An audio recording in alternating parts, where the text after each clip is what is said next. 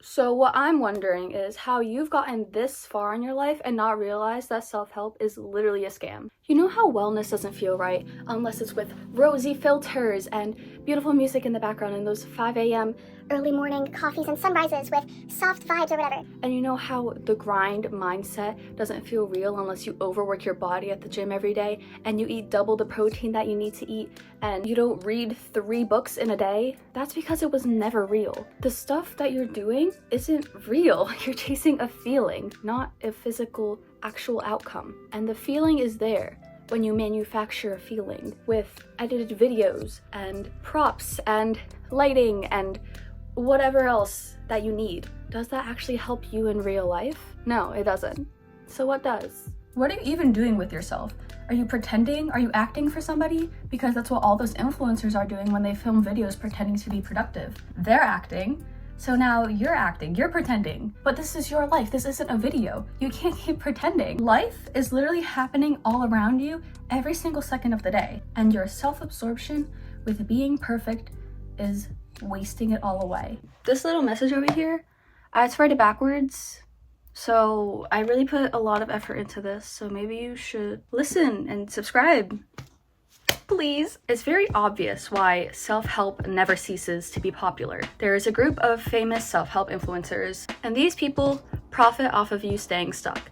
They profit off of you needing a source of motivation that isn't yourself. They know how to tell you what works in a way that is not sustainable. They know that your dopamine addiction is what is likely causing you to be lazy and burnt out, but they don't tell you how to fix it. They tell you that you need to cut out all dopamine and go monk mode, but that only makes it worse. In fact, it is impossible to completely cut out dopamine. They are just lying to you. And they keep the cycle growing as more and more people get addicted to social media, video games, mindlessly scrolling. Like, people are losing themselves to loneliness and to the internet and to whatever the fuck is going on in the world. If it worked, people would stop watching. If it's self-help, why are other people doing the helping for you? Why are you dependent on motivation from other people? They give you a high of motivation that's addictive and it helps you realize what you could achieve.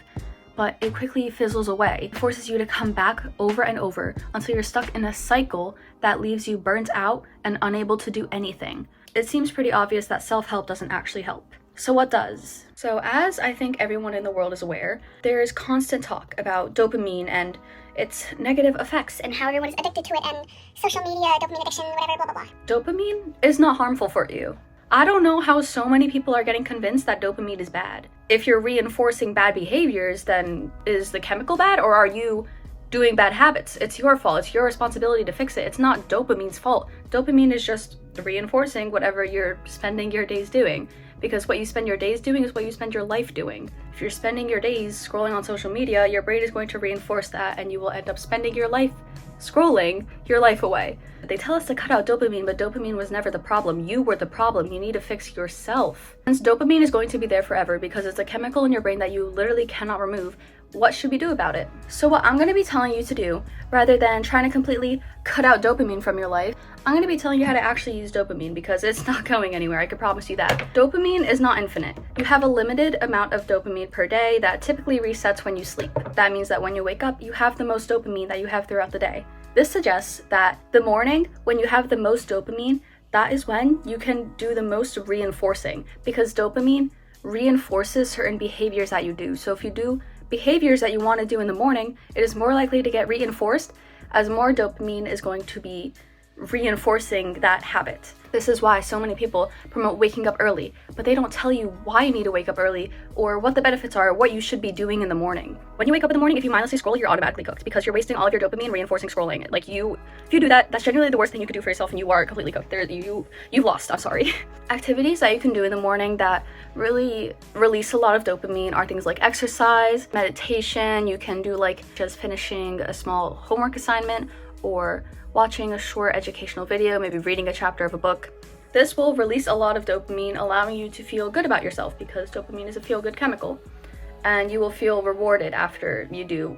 There is another feel-good chemical in the brain called serotonin. Serotonin is usually the chemical that is enhanced in antidepressants, and it is linked to feelings of peace and well-being. And typically, when you are on antidepressants and you have more serotonin, your dopamine goes down. So when your dopamine is down at the end of the day, it is reasonable to conclude that you will have more serotonin. You can do things like meditate, read a book, you can go on a walk in nature, maybe like relax for a little bit. So rather than trying to completely cut out dopamine, try to use the dopamine in the morning when you have a lot of energy and a lot of dopamine to reinforce good habits.